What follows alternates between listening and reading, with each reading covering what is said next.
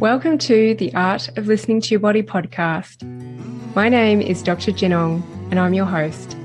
I'm a cathartic release therapist, professionally trained as an osteopath, psychosomatic therapist, Western acupuncturist, and herbalist. I'm fascinated by the mind-body connection and how your physical body is a manifestation of your emotional state.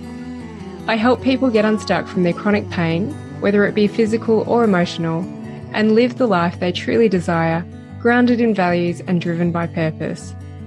My aim is to create awareness to the underlying emotions behind pain, injury, and disease in the body, as well as behavioural dysfunctions and mental imbalances that present. I do this using a unique blend of Eastern and Western philosophies and a good dose of intuition.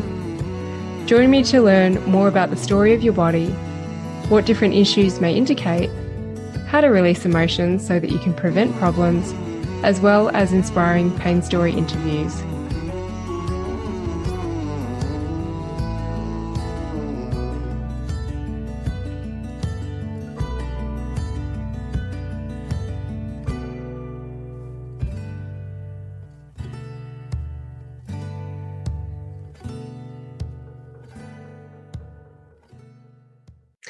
Today I am joined by the lovely Irene Diamond, who I came across her work almost 12 years ago, and I signed up to her email list wanting advice and mentorship, and I still believe I have her emails coming into my inbox.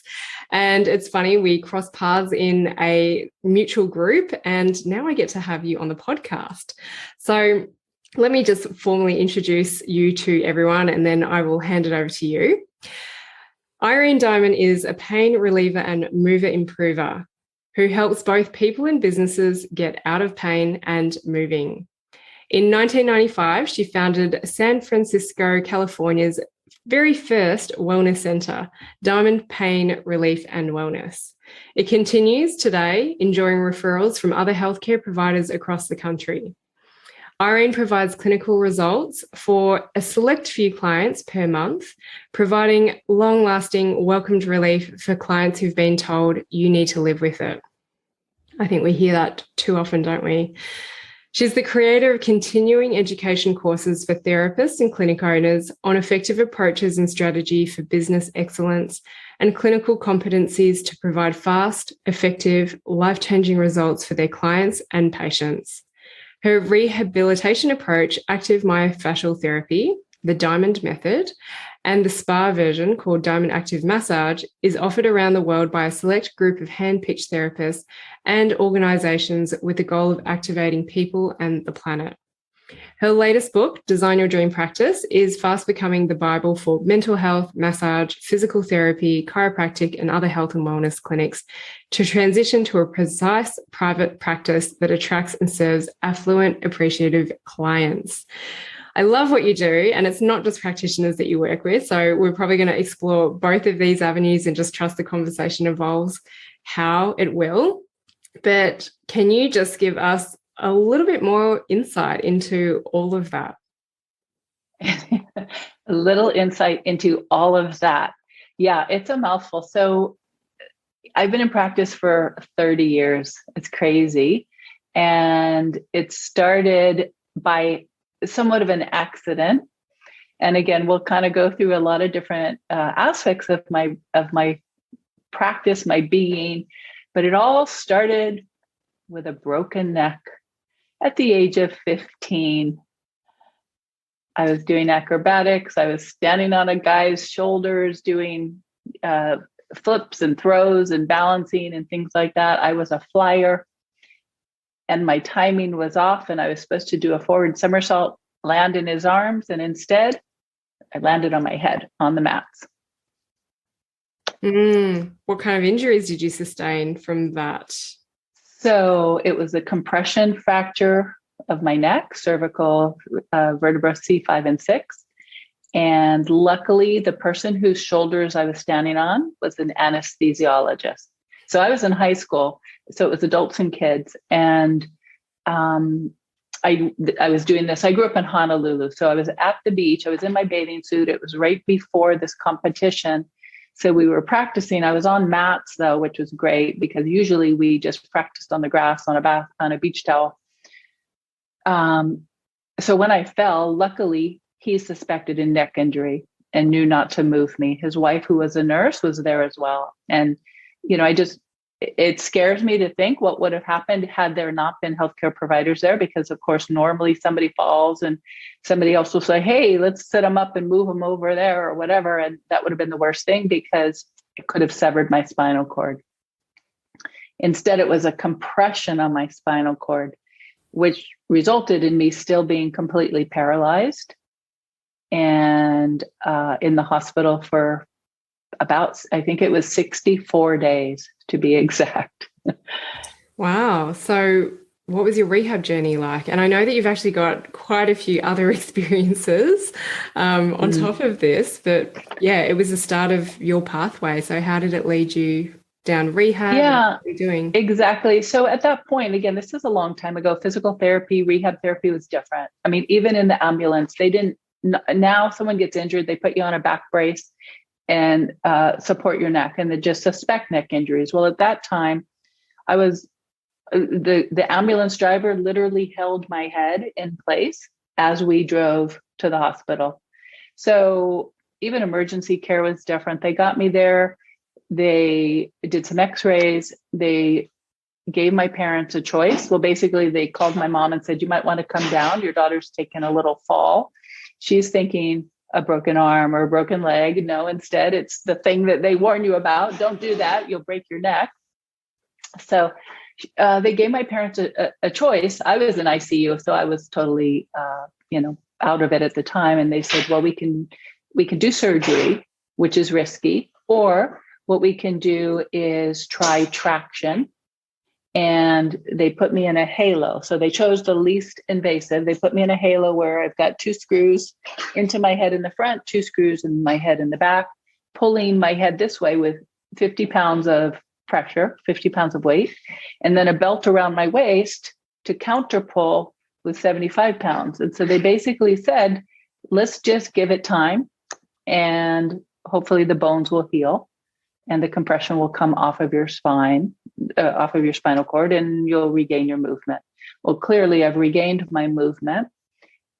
But at the time, after 2 months of laying flat on my back, staring up at the ceiling, they sat me up for the very first time after that period. And the bones, though, had not healed. So they slipped exactly to how they were 2 months prior. So I ended up having to do surgery anyway, which was such a bummer.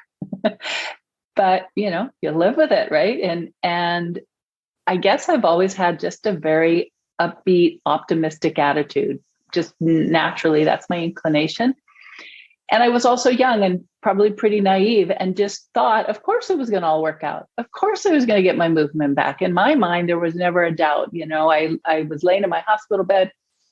I had a mobile hanging, the thing that hangs and, moves, and it was hang gliders. And I would look at that and I'd think, as soon as I get out, I'm going to go hang gliding. So I just always suspected that things would work out, and luckily they did. They gave me 1 day of PT, and they basically said, well, you're young, you're strong, you'll be able to regain your movement. See you later, goodbye. Well, I was young and I was strong, but I was in a brace. Every muscle had atrophied basically because I had not moved for 2 months. So I had to regain everything, all my function on my own. And how did you go about doing that? Yeah, good question. So luckily, my dad is a neurobiologist at the University of Hawaii. He had a ton of books that I went and borrowed, read through, tried to read through. My mom was a child clinical psychologist. So I had the physiological and the psychological support. And I had been very active. So I basically just sort of tested and challenged and just went with my instinct, went with my intuition of what my body needed. And the thing is, I was in chronic pain. And the injury happened during the summer. And so once we got back into school, I'd be sitting in class and just chronic pain. And I was a kid. I didn't know what it was even called. And my mom had the brilliant idea of getting a massage therapist to come to our house and give me a massage. Well, I'd never had a massage. I was only 15 years old. And I said, to the therapist, I actually asked the therapist if I could direct him. And he was open to it. And I said, can you just push here? And then I would move my head in a certain way, because just instinctively, that's what I felt I needed to get the relief. And the cool thing is that it worked. It started to get me the relief. He was impressed, and he started using it with his clients, the same concept of pushing and having them move. And he, I think I only saw him 2 or 3 times. He came back and he said, wow, that was amazing. What I'm doing with you is really helping these other clients. Like, well, that's cool. So I put that sort of in, some little corner of my brain and forgot about it and went about my day and, got through high school and decided that I was going to get my degree in rehab therapy. And I, went to college, got my degree in rehabilitation and recreational therapy with a focus on dance movement therapy. So it was sort of a hybrid degree that I created myself through the liberal studies program, which was nice because then I could decide what I wanted to do, what courses I needed to take, and had my advisor say, yeah, that sounds like a good plan. So it was mostly movement and dance focus, since that was my focus. And the funny thing is, people would say, well, what are you going to do with your degree? Are you going to be a PE teacher? Very condescending, like, oh, what's a PE teacher? And at the time, this is a long time ago, the Love Boat was on TV. I don't know if anybody remembers that, but the Love Boat was on. And so I had never been on a cruise, but just to be sort of snarky and shut them up, I said, well, I'm not going to be a PE teacher. I'm going to be the cruise director on the Love Boat, like Julie. And what could they say to that, right? Like, oh, okay. So that was just my pat answer. It just came out. I had never been on a cruise before, but right before graduation, my roommate came back from a cruise with her mom and said, Irene, we need to get a job on a cruise ship. Well, okay. Well, again, this is before Google, so I couldn't just look stuff up. Get a job on a cruise ship? How do we do that? So we went to the library and got the books on the addresses of the cruise lines and what the names of the cruise lines were, and literally, wrote out our resumes, mailed them off in the mail. Now, at the time, cruise lines were based out of San Francisco, Miami, and LA. I didn't know any of the positions on the cruise ship. Like, I just applied for sports director and cruise director and hostess and all the fun things. And off our resumes went. Well, since I was in Hawaii, there was a cruise line called American Hawaii Cruises, and they sailed the Hawaiian Islands every week, a 7-day cruise. I got an interview for American Hawaii Cruises on Wednesday. I was sailing on Saturday. It was just like, boom. My poor roommate, Jane, who told me to get to do this, she didn't get a job so quick. Later, she came on, which was good. But off I was. I hired as the health and fitness or fitness and sports director. I was on a ship. I was teaching aerobic classes. I was teaching shuffleboard. I was teaching ping pong and scuba diving and all the fun stuff. I was pouring champagne at the cocktail parties, and we just had a ball. It was great. But back then, fitness was not what it is now on cruise ships. So literally it was one aerobic class and a walk on deck and things like that as their fitness program. Now, the ship I was on actually had a fitness facility, but most cruise lines didn't at the time. Most cruise lines, literally, it was like a little cabin that maybe they moved the bed out and they put a exercise machine in or something like that. So I really knew, first of all, I knew this was not going to be my lifetime career, being on a ship forever.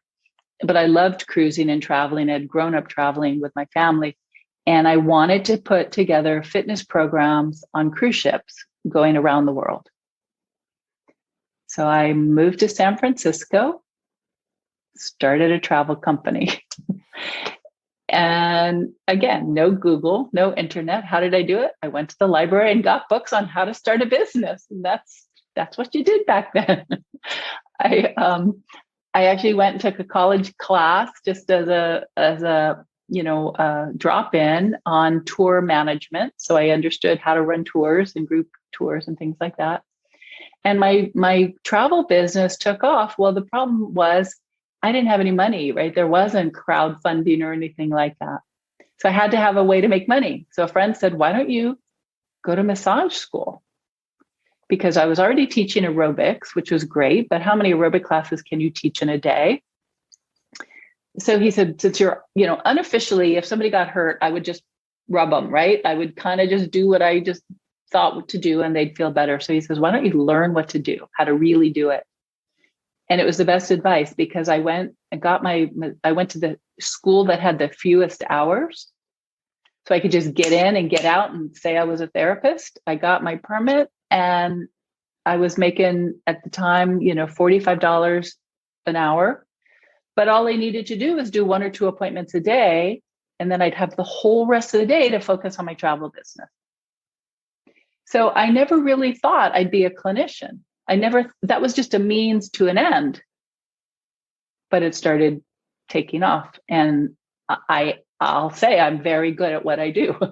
I get amazing clinical results.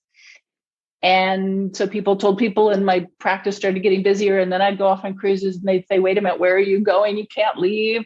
And so then I had to have therapists with my clients while so that's how that practice started. So it was kind of fun because I was traveling and doing these cruises all around, bringing therapists with me, bringing in yoga instructors and massage instructors and people to give presentations while we were out on the Mexican Riviera or, the Panama Canal. It was fun. I got to travel all over the world.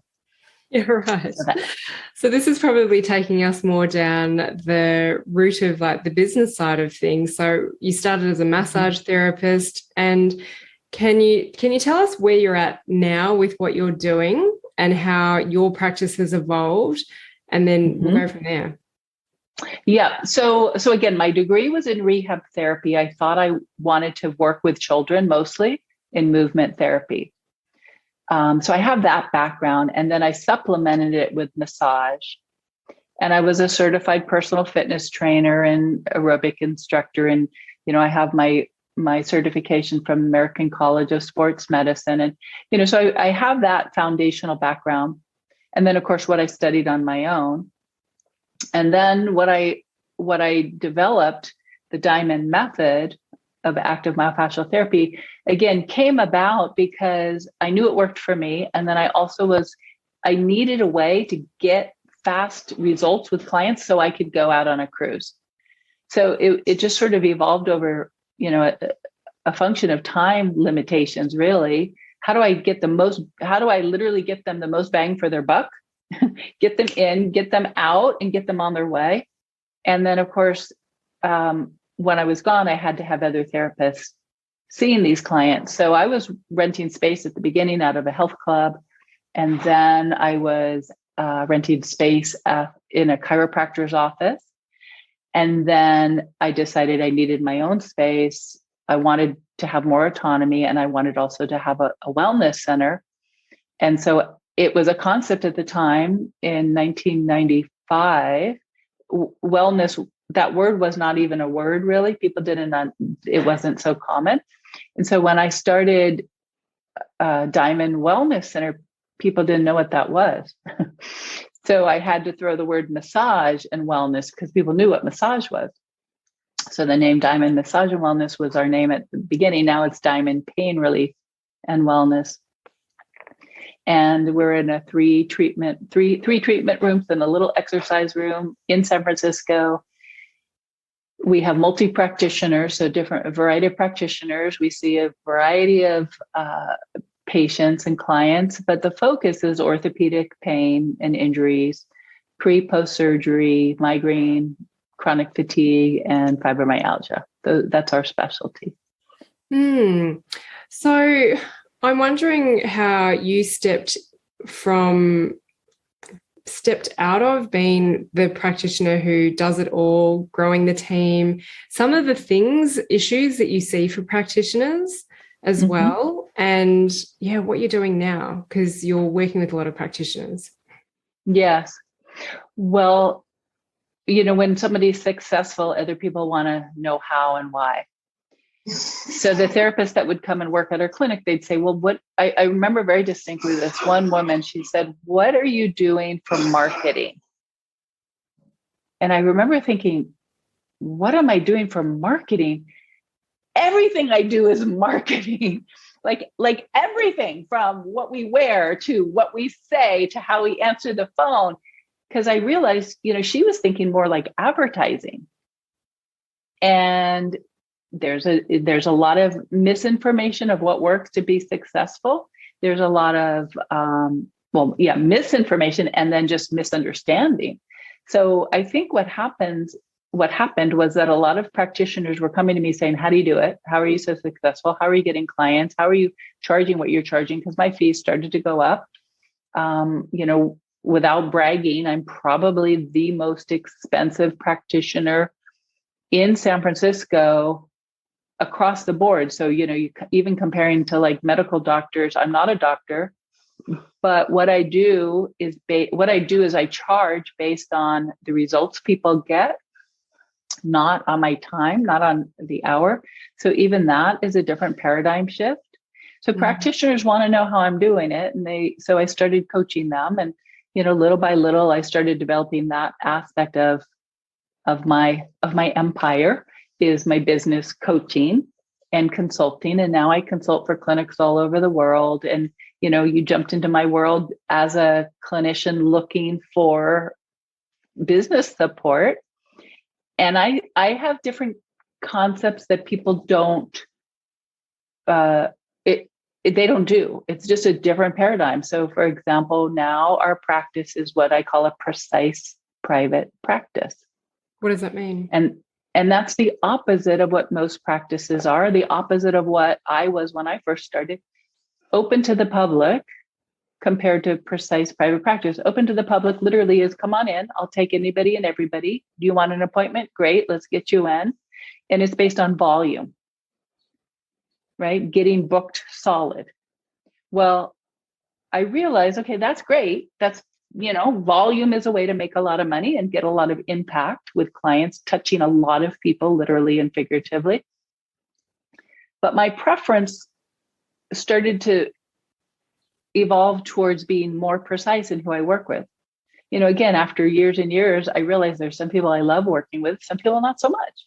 So why waste my time working with the not so much people? How about work with people who I really do my best work with, who I get excited to see on my calendar and go, oh, good, I get to see them today, right? So I figured out there is a way to literally, we probably referred out 3/4 of our client load. I remember very distinctly, we had these big file cabinets in our reception area. Again, we were paper, old school, we still are paper, but we went from like 3 big file cabinets down to 1. Why? Because we got rid of all those people. They weren't our dream clients. So we started focusing on dream clients, providing the precise results for the precise clients in the precise therapy methods and approaches that we wanted to do, and charge for results, not for time. Now, some of our services are still time-based, but it's a different paradigm shift. And so now, because we're doing that, people want to know how to do that as well. So that's what I'm coaching other clinics to do. It doesn't work for every practice. Big hospitals and clinics that need to be open to the public, obviously there's a reason they're open to the public. But for smaller practices and solo practitioners, precise is totally the way to go. Like, all the stress of running a private practice goes out the window. You don't have to worry about bad reviews online. You don't have to worry about not knowing, does the client, did they like you? Like, that's all gone. It's not even an issue anymore because you only work with people who you know you're good to work with. It definitely is a mindset shift, isn't it? Like I find quite a few practitioners have this block because we're used to, and I used to see sometimes 60 or 70 clients a week. And now I only work with 10 to 15 across a whole year. And, you know, you and I know that, oh my gosh, there is this, it's so cool working in this way, but it's getting that transition. And especially if I guess you have a team, like the business owner might want that, but is the team on board? Like, can they shift their mindset? So how do you work through those blocks? Well, when you say team, do you mean other practitioners or do you mean front desk? Yeah, you're talking about implementing this in private clinics, or are you just working with one clinician, not with a team of clinicians? No, we have a team. We have a team of clinicians, and other practices that are doing it also have other providers. Well, there's certainly, it's a paradigm shift. It's a different frame of mind to have. Not everybody gets it and not everybody wants it. So of course there has to be buy-in from the providers.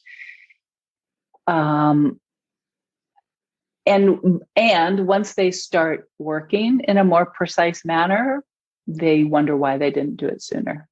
Yeah. Because it really is it's so graceful and it's fun.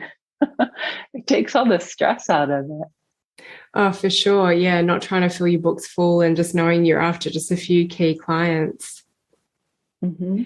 So, and you know what happens also, pardon me, when you have a specialty, it's so beneficial for you and for your patients because, you know, for my people that I specialize in migraines and neck pain, if I'm going to do some research, that's all I research clinically, right? I don't need to stay up to date on treatment for ankles or the latest procedure for diabetes. That's not my thing. I don't need to study that. So I'm definitely focused on the people I work with, the conditions, the symptoms, et cetera. I can give it all my attention. So I'm that much better because I'm not so general and distracted. Yeah, people often worry about niching down too much and excluding all the other people out there. It's like, it's okay, someone else will be able to serve them. Absolutely. I'm curious with, from my perspective, like I'm really big on the mind-body connection, emotions and physical, and doing the practical and also doing the deeper inner work as well. What is your approach? Because you work with a select number of people. Is it purely your technique or are there other things that you bring to your treatment with your clients? Like what are the conversations that you have with them? What's your take on emotions manifesting in the physical body?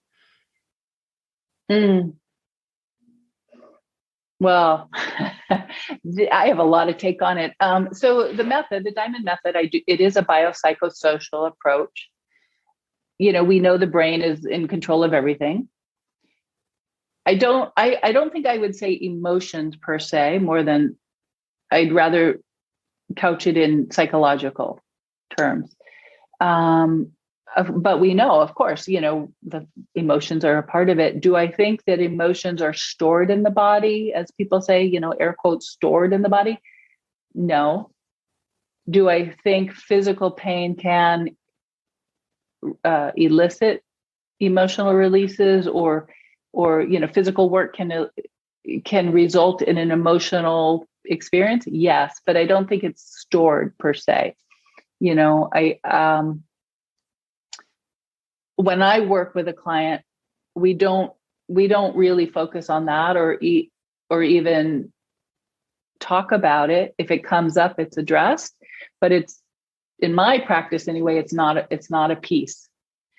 I look at people as a whole. So if they come in for a neck, it's yes, the pain might be in your neck. And so, yes, I look at everything globally, but I don't think, for example, it's there because of some trauma you might have had, you know, when you were 3 years old. Emotional trauma. It may be a physical thing. Yes. Yeah. So do you focus purely on the physical aspect, but looking at the body as a whole? That's your approach?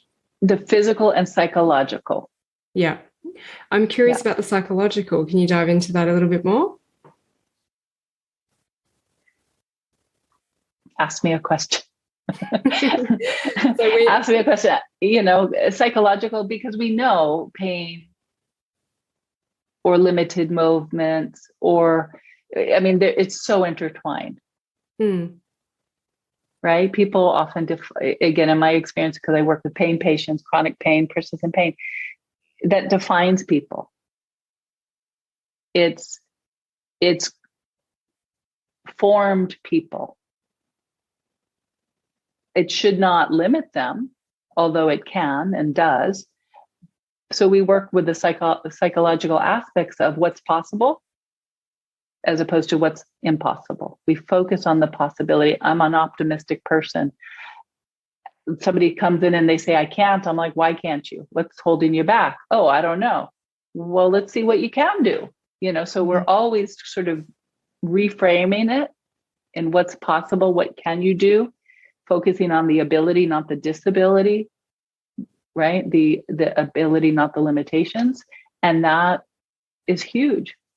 Like literally, I got an email from a woman who I worked with yesterday for the first time. And my email's not coming up. But I was going to just read it to you, where she said, I said, well, how are you doing? And she said, oh, here she goes. She goes, thank you for our work together yesterday. I feel empowered. Well, how is that? Like, that's pretty cool. Yeah, just after one session. After one session, she feels empowered. Well, why does she feel empowered? Is that physically, emotionally, mentally, spiritually? I don't know. I'm just happy that she came back with that. Yes. And yeah, the language that we use and the beliefs that we have are huge. So I think it's great having practitioners pull people up and give them, another way of thinking alongside the physical therapy aspect as well. Can I ask, how long do you generally find you work with your clients? Do you mean per session or over time? Over time. It really just depends. There's no general. I had a woman I worked with yesterday for our second visit, and this is over a video. She lives 500 miles away. I did chronic migraines. I did an evaluation with her and gave her a few, we call them actions, which are the therapeutic movements in the Diamond method. So I assessed her over video. I gave her a few actions to do 12 days ago. Then I met with her yesterday over a video to check in. She hasn't had a migraine or headache or even the cloud at all in the last 12 days. And she traveled for work. And she said, normally sitting on the airplane and looking down and all the stress of all that, she would have at least had one or two. So I said, I think this is all we need to do is give you a few more actions to do, and then we'll check in maybe in a month. So that was 2 visits, maybe 3. And so do you work with people physically still, like in person, or is it all online? It's half and half. I have a lot of people who see me virtually. Even before COVID came, I was doing some video visits over Skype because people would say, my cousin needs to see you and she doesn't live in San Francisco. So I've been doing video visits. I like both. I like putting my hands on people because I can obviously feel things. But a lot of the Diamond method is movement based and awareness. So we don't need to have the touch. But there's nothing like getting in and just getting on that spot and relieving it manually, and them feeling that, which again empowers them because now they have they can also do it to themselves. So they have those tools. So, all right, we're straddling two, like practitioners and non-practitioners. If we, just for the non-practitioner or clinician type people, what is something that you would like to share with them to get them thinking a little bit more about how they can improve the pain or discomfort in their physical body? Like you talked about empowerment as well. So what's the message that you would like to leave for the non-clinician type people? Yeah, good question. So again, psychologically, they may have been told you have to live with it, or people put horrible thoughts in people's, my husband, who I met actually because he has a bad back. And so first time I saw him at a party, he was rubbing his back and I was like, oh, that's a good pickup line. So we chatted. Now we're married 20 years later, but 22 years later. But he was told, you know, back then, oh, you've got a back like an 80-year-old. Well, he wasn't even close to 80-year-old. So, right. So in his mind, as a non-clinician, what does that do for people? Oh, if I have a back like an 80-year-old, I have to be really careful. I have to not do this. I can't do those things anymore. So people come to me, and if you're listening to this, and if you are a person who has persistent pain, even the name of persistent pain and chronic pain has been changed. Why? Because chronic means like it's not going away. Persistent means, yeah, it's annoying, but it certainly can go away. So that's the message, is saying, let's look at what's possible. Let's look, even if it's a baby step, start there. This gal the other day, I was on the phone with her, and I said, do you think you can get out and do a walk? And she said, oh, I know I need to do exercises. I said, no, hang on. A walk, 5-minute walk. Put your tennies on, go for a walk around the block. So, you know, people start thinking all or nothing. Start baby steps, get moving, feel empowered, have control of your body, start to develop strength, start to get the joints lubricated again, and celebrate the wins, celebrate the tiny accomplishments. Don't think, well, I didn't go for 30 minutes. That's a failure. If you got out for 5, that's good. If you did some stretching, that's good. So that's the message I would say, is really just believe what's possible. Believe your body is strong. Even if you're not able to do everything you want to do, there's a lot you can do, and focus on what's possible. Yeah, that's good. I love it. The baby steps, celebrate, don't set too high expectations, prove it to yourself that you can achieve something, and then gradually go and get better. Like what we go to study things, we work in a job, and we learn skills over a period of time, not instantly or tomorrow. Mm-hmm. And don't let people hold you back either. Yeah. Because there will be people who want to keep you safe, which is fine. Don't do that. You're going to get hurt. Yeah. Words. Be careful of those people who are trying to keep you down. Yeah. Yeah. So what about for practitioners, business owners, especially people who might be really looking to pivot their businesses right now with the circumstances of the world? What would your advice be in a little nutshell? Especially if they desire regarding their business? Yeah, and desiring more for their practice, like they're not that happy with it. They know there's something more that they could do. I think the bottom line is if you're not that happy, figure out why you're not that happy. See, I'm so practical. It's literally not that hard. Why are you not happy? What's getting in the way? What do you need to know or do or learn, or who do you need to associate with or buy, or, what do you need to change? There, as the saying goes, success leaves clues. Well, the opposite leaves clues too. So looking at it without emotion, just very matter of fact. Is it the people you don't like? Is it the facility you don't like? Is it the hours you don't like? My book, Design Your Dream Practice, is all about, what do you dream? What do you want? Make it happen. Like, why not? See, again, anything is possible. Oh, I agree with you totally. Yeah, you just got to. So in my book, there's 3 sections. You have to define it first. What do you want? What will make you happy? What will you, like, you wake up in the morning and you're like, I love this. This is cool. So define it, then design it, and then deliver. Make it, go do it. Yeah. So if you're not happy, figure out why. Yeah. And that you can have the practice that you desire. Yes. Now, granted, when my kids were little, sure, I could not be working till midnight, nor did I want to. But, there are variables, and life does define some of it. But there's also a hell of a lot of things that people can do to improve their situation. And that's what we need to look at. And I'm all about putting family first now. Again, when I started, my business was before my family. And then I realized, well, that's no good. So I flipped it. And now I'm, was able to hang out with my kids and wake up late and get to my gym class and do stuff I want to do while my business works around my lifestyle. And that makes a huge difference in people's quality of life as well, when they can make that transition. Mm. So again, the two different branches, and I guess if people want to work with you or your team physically, in person or online, where can those people find you? Gotcha. So people who want pain relief or therapy or some sort of physical changes can reach us at diamondwellness.com. And clinicians, business owners can find me at irenediamond.com. Excellent.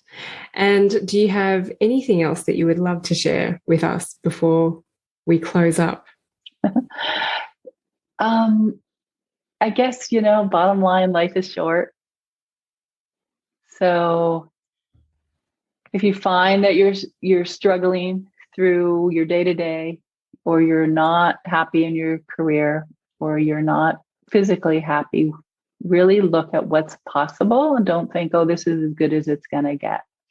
As the movie Thelma and Louise in the movie, you get what you settle for. And it's true. And too often I think people settle. The pandemic luckily has caused a totally different perspective for a lot of people, which is good. It's been a wake-up call. And so, not thinking, oh, well, I have to go back to how it was. No, now is a perfect opportunity to create what you want. Absolutely. Well, I love your mindset. And thank you for joining me today, Irene. It's been a pleasure having you on the podcast. Thank you so much. It's been fun.